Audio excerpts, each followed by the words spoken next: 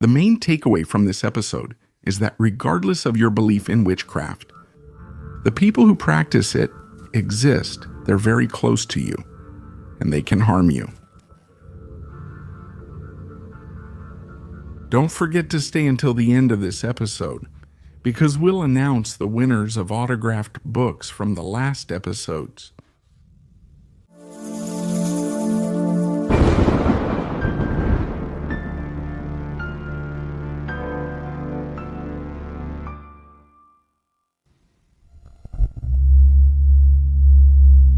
Good evening, community. Welcome to another edition of this October of Stories.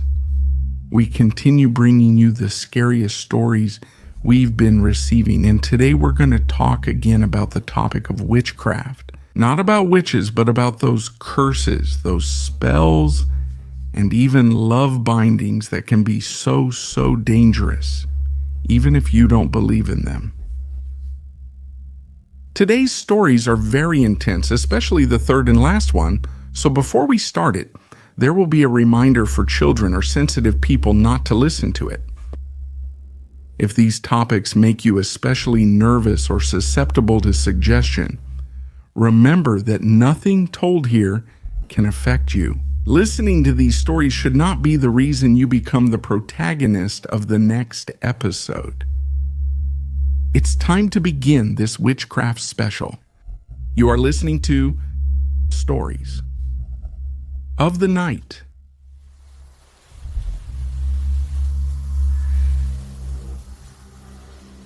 Hello, Ordeal and Relatos de la Noche community. A few days ago, I listened to the story about the twins, where one sacrifices the other to a cult. It gave me the courage to share my story. I don't want my identity or the city revealed. It's a small place where everyone finds out about everything. But I can say that I grew up in a small town in Jalisco. I spent 6 years of my life there. For personal reasons, we had to move far away. For a child, a change like that hits hard. My mom enrolled me in a public school and everything was new. Teachers, classmates, ways of being, ways of playing. Connecting with others was difficult at first, but I eventually bonded with a classmate, Raul. We used to play with the legendary Tazos during the recess, and we always got in trouble for coming back to the classroom late after the bell. Also, I became very fond of him. When we found out that my mom and his mom were second cousins, we got excited about feeling like distant cousins ourselves. We finished elementary school, and as it happens, we started drifting apart until one day, in 2019, shortly before the pandemic, we ran into each other at a nightclub. I was there with my girlfriend and friends. He was with mutual friends. We talked, exchanged numbers, and promised to meet again. It took time, but that day finally came.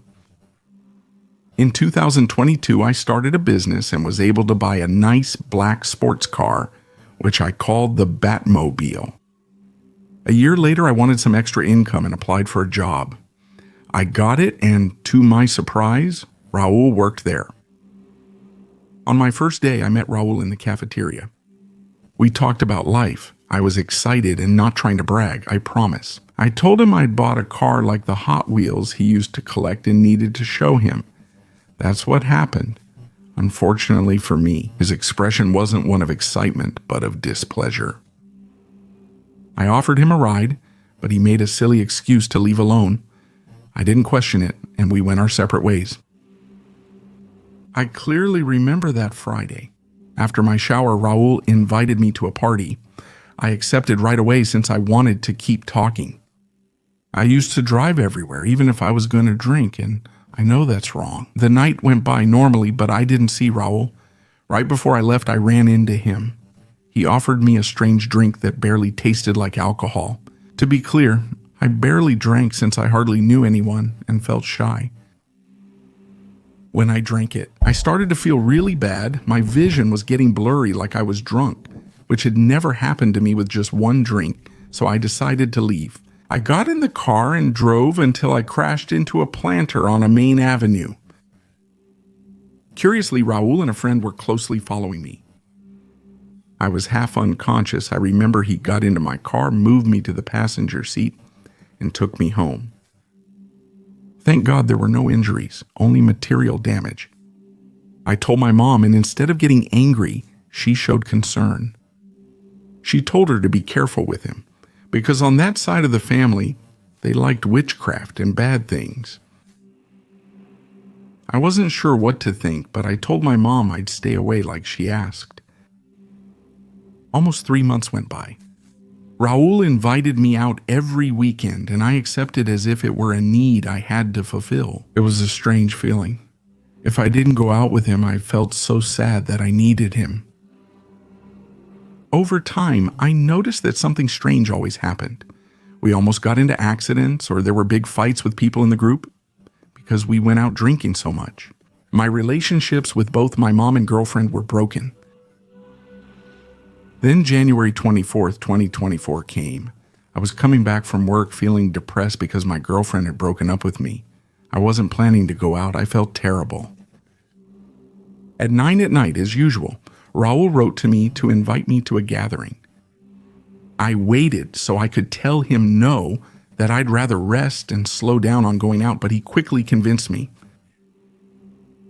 Community. Have you heard that saying from grandmothers that if you're already in your pajamas or lying down and someone invites you out, it's an invitation from death or the devil, that something bad is going to happen? Well, I got to see it for myself. I went to the gathering to distract myself. We talked, but this time I only had a soda and didn't drink. At one point, I got fed up and left without saying anything. In a mocking tone, Raul told me to be careful, that evil was on the loose, especially at that hour. Hearing that made me feel bad. I told him I'd get home safely, but I didn't. On a curve on the way back, I sped up like I usually do, then I tried to brake, but they didn't respond. You'd think it was a normal malfunction, but I swear I felt like there was a block under the pedal, something invisible that was blocking it, that wouldn't let me press it. I crashed into another car and passed out. In the dream I had while I was passed out, I was in a dark place with fog and silence, and I felt an overwhelming presence. I couldn't see, but I felt a steady gaze.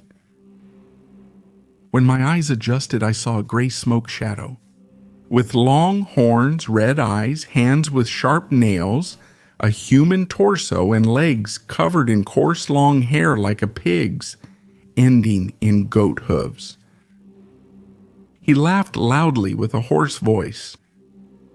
He suddenly lunged and started choking me, and I was running out of air. A strange cold ran through me from my feet, but I can tell you it wasn't a normal cold. It felt like the chill of death. Crying, I managed to whisper, "By the blood of Christ, leave me alone." I know many might think this is made up or just a product of my imagination, but that's exactly how I remember it. Thank God I was able to wake up after what was the worst experience of my life. And to top it all off, I had crashed. There were already police officers and an ambulance, and they took me into custody because of the accident. There were injuries, but none were serious. I spent the night and part of the day in a special cell, isolated. They didn't even let me make my phone call. My mom didn't know anything. They didn't even have a clear record that I was there. Everything was very strange, as if something didn't want me to be found. As the day went by, my mom found me and got me out. My accident went viral on Facebook on one of those sensationalist pages that live off gossip. That crash left me broke. My mom had to support me with high fines, impound fees, repair costs, and seeking forgiveness from those affected. A month went by. I was deep in a serious depression. I lost my girlfriend, broke up with my family, got fired from my job, and my business collapsed. One day I went out for a walk to clear my head.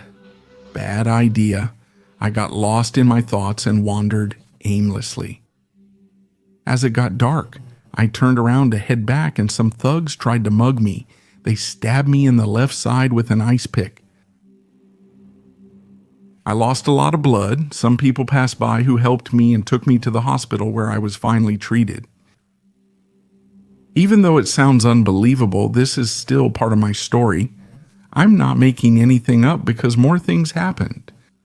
I fell off a rooftop, dislocated my shoulder, and was beaten up outside a bar for no reason. It was overwhelming, and I kept dreaming about the same demonic entity from the crash.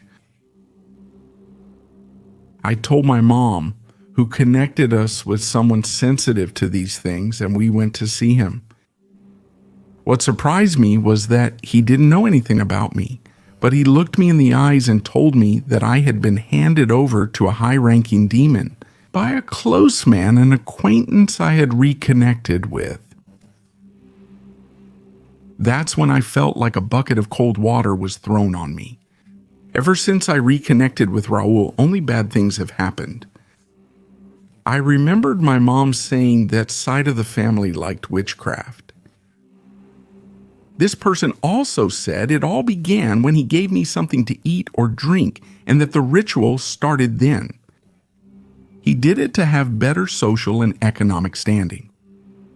He was envious of me and wanted to see me lose everything. He said he would do several rituals because one wasn't enough. The work was already advanced, although it wasn't impossible to remove.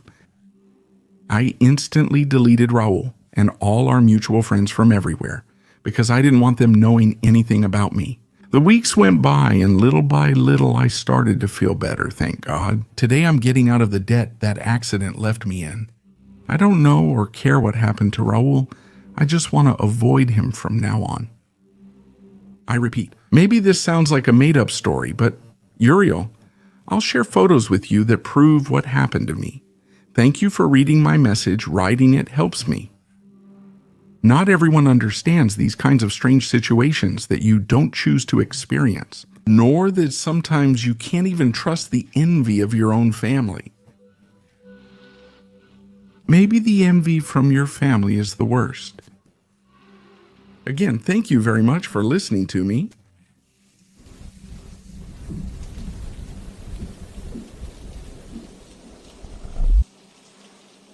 Hello, community. I hope you are doing well. I'm Maria, and I've been a fan of the show for years. My sister listened to it when we were in high school together, and I still remember those rides when, almost without realizing it, I started getting into these kinds of stories until I grew fond of them. I've always wondered, how is it possible that so many of us experience very similar or even exactly the same situations? Before I knew about the show, I had an experience just like the start of the scariest story in Relatos de la Noche. Fortunately, I was lucky that the rest of what they went through didn't happen to me. I still remember when my sister played that story and how I reacted when I heard it. At that moment, I told her that was exactly how it happened to me, that I started hearing someone humming a song in the house when there was absolutely no one there. A few weeks later, I had a similar experience to a story published in February 2023 about a guy who worked in a morgue during the pandemic who was warned in his ear about his uncle's health. Now I'm going to share with you how I think my next experience begins. It happened to me one July night as I was about to sleep. I started to feel an inexplicable fear, and suddenly I realized that I couldn't move, that I was experiencing sleep paralysis. At that moment, I tried to pray, but immediately I felt a breath in my ear and then a laugh. Whatever was there seemed to be mocking me and repeated my prayer. I kept praying until the sound disappeared. It was really hard for me to fall asleep again, but I decided not to give it much importance at that moment, since something similar had happened to me years before and nothing had happened. 2 weeks later, on a Friday night, while walking through the Juarez neighborhood on my way home, I noticed that a woman was staring at me from a distance. I didn't want to pay attention to her, but she came closer and said to me, "Did you lose a brush some time ago?" I was confused, not knowing what to say, and she continued, Yes, you lost it months ago, maybe even until now. You're just now remembering that it's missing. And with the hair that was there, they did something to you. They tied a dead spirit to you. That's why your hair has been falling out and you haven't felt well, even though you try hard. What she was saying started to make sense to me, because in fact, I had lost a hairbrush some time ago. And in the last few months, I had been sleeping well, eating well, and still, I felt bad. Also, months before, I had an accident in which I ended up spraining my ankle. And later on, I kept going to the doctor, taking medication, but I still didn't feel better. I was even in the hospital. Because of that, even though I followed the instructions, I couldn't recover. My dreams kept getting stranger. I saw shadows, and I would wake up in the middle of the night. My plans, for some unknown reason, had been falling through. Things I had thought about. Do people have similar experiences when someone does this kind of work on them? Then he started giving me more details about my personal life, things I had never shared with anyone. There was no way he could have known, and that was what surprised me the most. She said she could do a cleansing for me, that it was important, and would reveal who was responsible so I'd know who to protect myself from.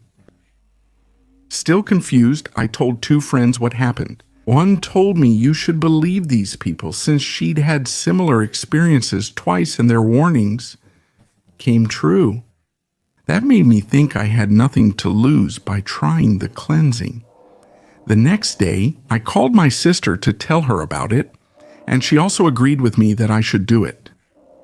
After the weekend, I went to the Sonora market with my friend on Monday after classes. From the moment we entered, the vibe was heavy, especially in the animal and witchcraft areas.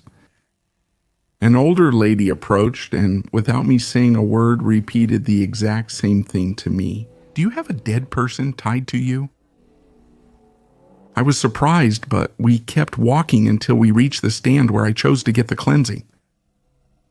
I didn't tell the lady who did it anything. She just started doing the cleansing. She passed the egg and some herbs over me.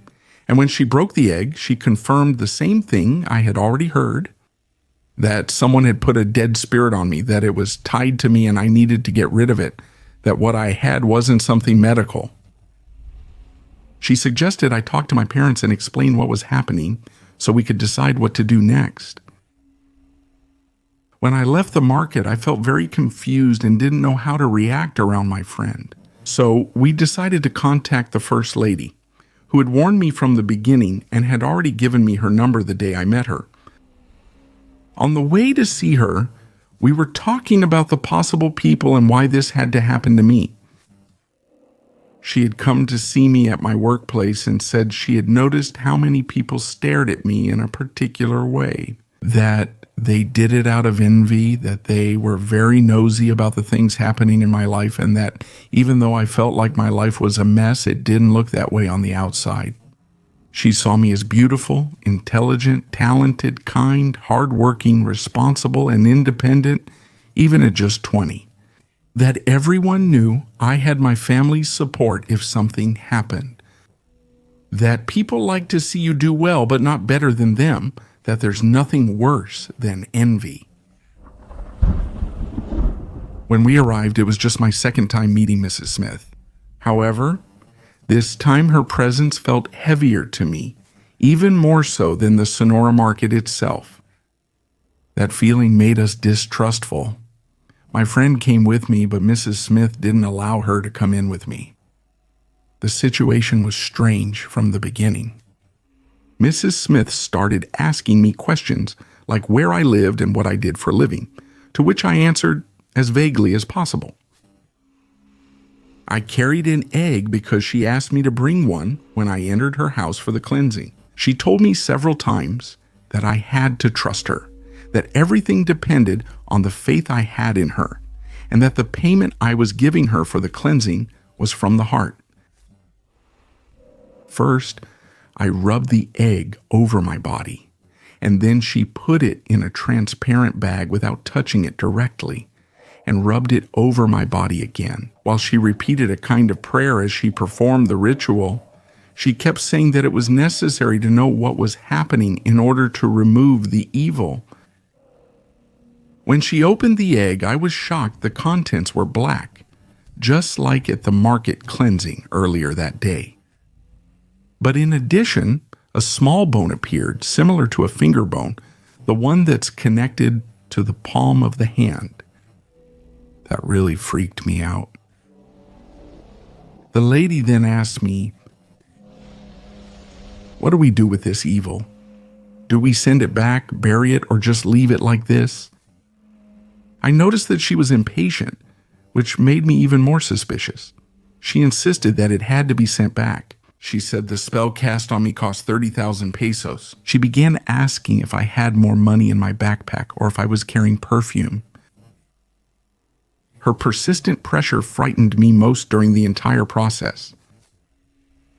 She started insisting more about the money, saying that if the other person had paid to harm me, I should also pay something similar to be able to remove it.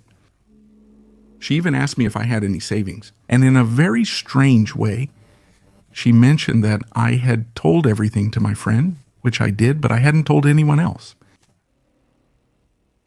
To my surprise, she also knew that I was carrying more money in my backpack.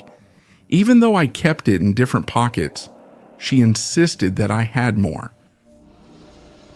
I kept telling her I didn't have enough money to give her what she wanted, since I'd been having financial problems lately. I told her that I needed to talk to my family to see if I could borrow some money, and only then did she let me go. But not even 15 minutes had passed since I left when she was already calling me and sending me messages. At that point, I chose to stop responding and stopped giving it importance. Still, I was determined to discuss it with my parents because I wanted someone I could trust more. I also remembered that in 2019 my grandfather passed away, and my family always said he was a victim of witchcraft, which made me even more determined to seek support from those close to me. After leaving, I stayed a little longer with my friend to talk about what had happened. I planned to talk to my dad, rest, and think about what to do. Instead of going home, I went to see my mom and told her everything. She doubts witchcraft, but believes in energy. She told me all energy follows rules. You can attract something unintentionally, or someone can send you energy, but you can also set a boundary. She told me that I should speak to whatever was present and make it clear. You are not welcome here. I did not call you. Go back, fulfill your mission with the person who sent you. She also gave me prayers, herbs, incense, and drops, along with other forms of protection, which made me feel calmer. That night, already tired, I went back home. That night, something strange was how hard it was for me to light an incense stick. It should have been easy. I used up more than half a box of matches trying to do it.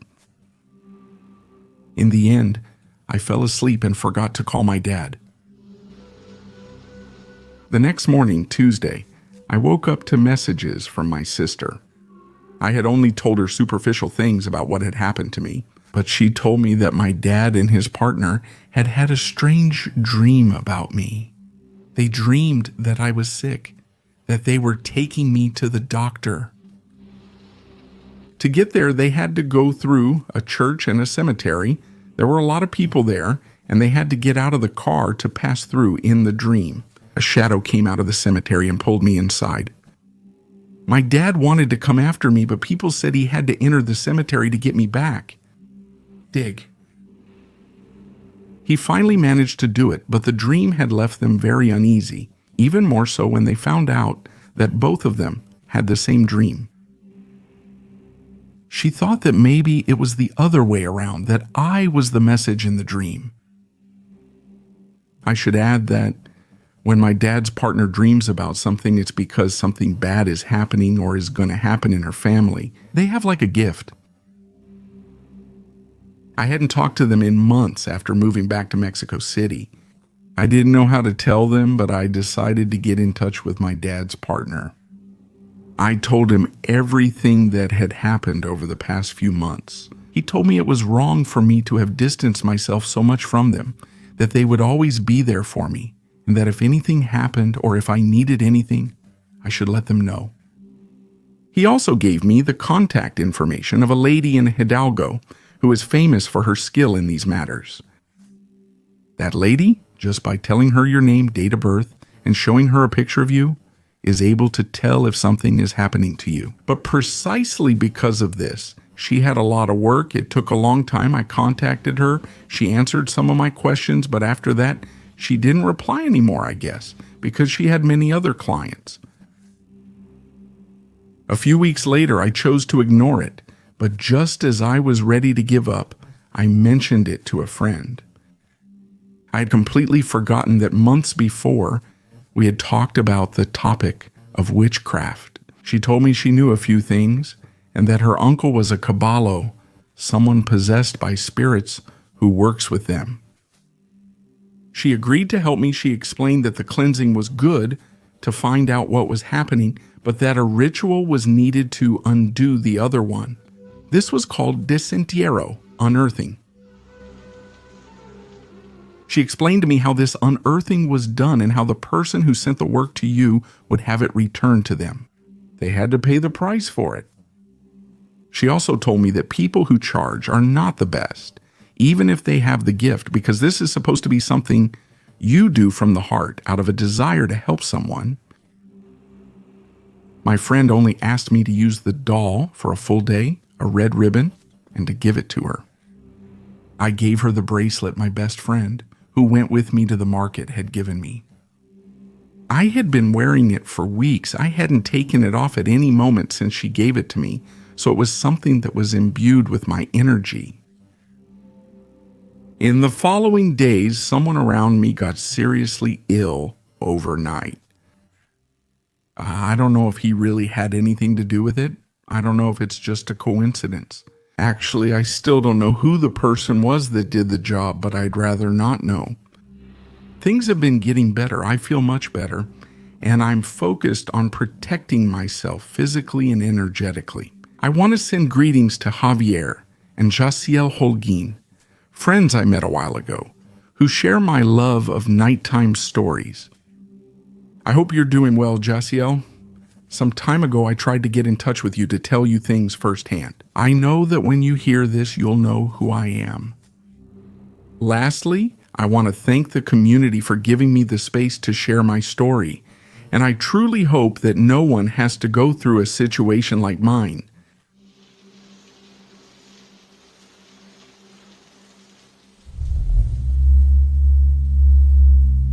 Thank you for making it this far, community. Thank you for continuing to listen.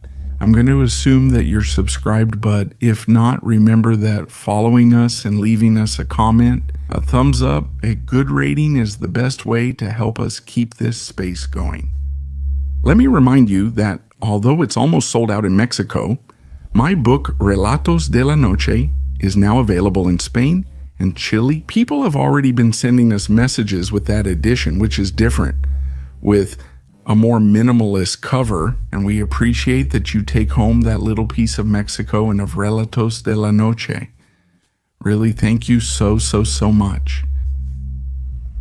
The next story is very intense. In fact, we had to edit parts that would have definitely gotten the story and the episode blocked on any platform, but we definitely had to share it. We tried to make those edits with all the respect in the world, and without changing the essence of the original story. Even so, we recommend that it not be listened to by minors or sensitive people. Ready? We move on to tonight's final story.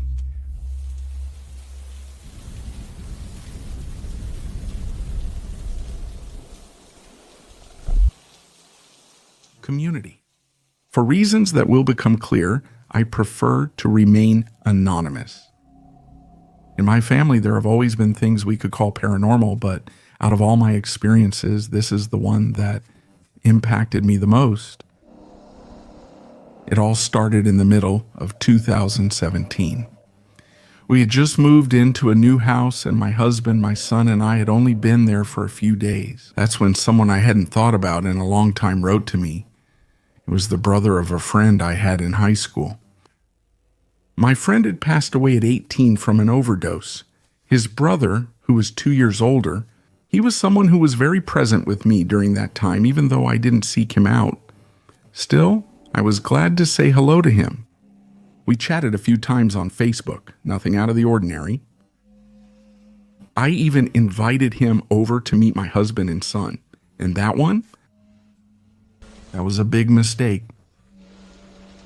Because reconnecting with that person turned my life into the worst horror story. Since he found out where we lived, he started visiting us frequently and tried to become friends with my husband. And yes, up to that point there was nothing wrong, but soon the nightmares began. Literally, they weren't normal dreams. I had nightmares that left me devastated. I woke up nightly, screaming and sweating. One of those nights I dreamed that I arrived at my house, but I saw it as if it had been abandoned for decades. I went up the stairs and found a strange altar in the center. There was a plate with my husband's head, with my son's toys. They were broken and covered in blood, but that wasn't the worst part.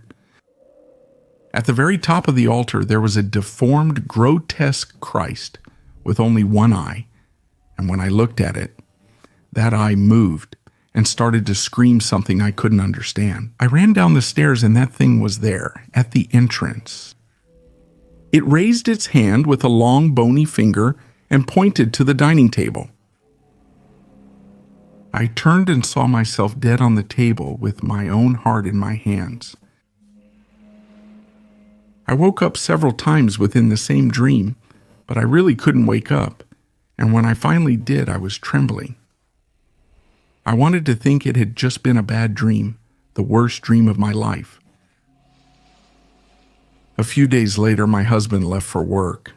I'm grateful my son stayed with his grandparents that day. It was almost 7 in the evening when I got home, left my things, and went out to get some bread. When I returned, I saw a car outside. It was that man. I told him it wasn't a good time to visit me, that my husband wasn't home, and he replied, "I know, and I know he won't be coming back today." It puzzled me. My husband and I never tell anyone when one of us isn't going to be home. I was opening the door when I heard that, turned around and didn't see him anymore. Just felt someone put a cloth over my face. That's the last thing I remember. I woke up lying on the carpet in my living room. I called my brother. He got there as fast as he could. I tried not to touch anything. I went to report it, but you know how that goes. That night we spent at the public prosecutor's office. Afterwards, I developed anxiety, night terrors, and I thought that everything that started happening was part of my trauma, but it wasn't. We started receiving harassing calls from him. He told me he was going to come back, that I would beg to be with him. If my husband answered, he would tell him how much he enjoyed that he left me alone. Then came the noises in the house, things falling, footsteps on the stairs, objects moving around, and then it started with my son. He was 4 years old and cried every night. He told me there was a woman outside his window who had children on leashes like they were dogs, and those children had no eyes or mouth. He also said that a man spoke to him, saying he would hurt him and us too. I couldn't sleep, and my husband and I argued constantly.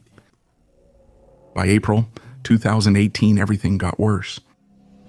I was 1 month pregnant and I lost it. I didn't know I was pregnant until I wasn't anymore. At night, we'd hear a baby cry and a rattle. We didn't have any close neighbors, and the few that were around didn't have small children, but every night the three of us would hear it. I started getting bruises all over and losing my hair. One day a friend told me I looked bad and took me to have breakfast at the market. There, a lady who read palms approached us. My friend laughed and encouraged me to do it, but the woman took my hand, looked at it for a couple of seconds, and let go. "No, not you," she said, and left. I got scared, but a few minutes later she came back. She said she didn't want to deal with that, knowing that someone had done something to me, something very heavy, that I was carrying a demon with me, something that fed on pain that attached itself to people through a traumatic experience.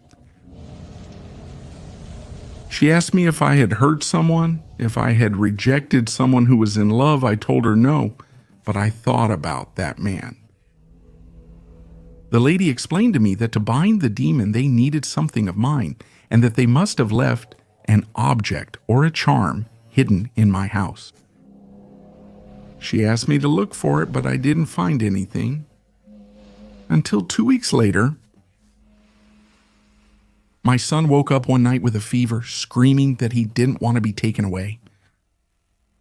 He said, "There she is, Mom. There she is. She's coming for you." I hugged her and assured her that nothing would hurt us, but inside I was terrified too. That night, our phone chargers flew off the nightstand. The door slammed shut. And when I left the room scared, I saw something in the darkness. I swear, he was there, on the stairs, the Christ from my dream, climbing up very slowly. Naked, with twisted, thin legs, and that single eye glaring at me with hatred. I saw, despite the darkness, that he raised his hand with the bony finger, with that long finger, and pointed at me. I couldn't move. I just felt tears running down my face. I just felt pure terror. My husband shook me to get a reaction. We ran to my son's room. I was shaking, and we didn't go back to sleep. At dawn, we asked his grandparents to watch him and decided to go to that house. We started packing the essentials, and when we moved the wardrobe, a little bottle of almond oil fell out. Behind it, there was a red cloth. It was a small, stiff bundle with many pins stuck in it. My husband checks it. Inside, there was a piece of my clothing stained with blood and a ball of red ribbon with 2 photos, one of me and the other of that damned man. It contained a small bone and hair locks. My husband looked at me and just said, "This must be it, right? What the lady at the market told you about?" Luckily, the woman had told me what to do if I found the binding: burn it with alcohol and coarse salt. Wrap the ashes in a white cloth, throw them into a river, and repeat 3 times the Our Father and the Hail Mary. Then ask the blessed souls to return the evil to where it came from. That's what we did. Then we sprinkled holy water around the house and burned incense in every corner. We left that same day. Even though we took all the precautions, I never felt safe again. Thank God we haven't experienced anything like that again, although I still get chills when I remember it. Remembering that figure going up the stairs.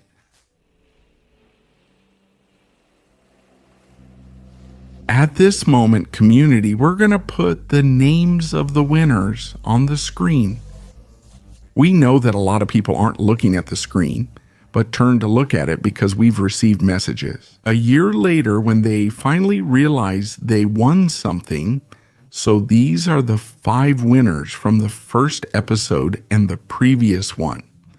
We decided to give away 2 more books, so we're giving away a total of 7, because there were more than 3,000 comments. So to thank you, here are 2 more. And again, leave your comment on this episode mentioning October of Stories.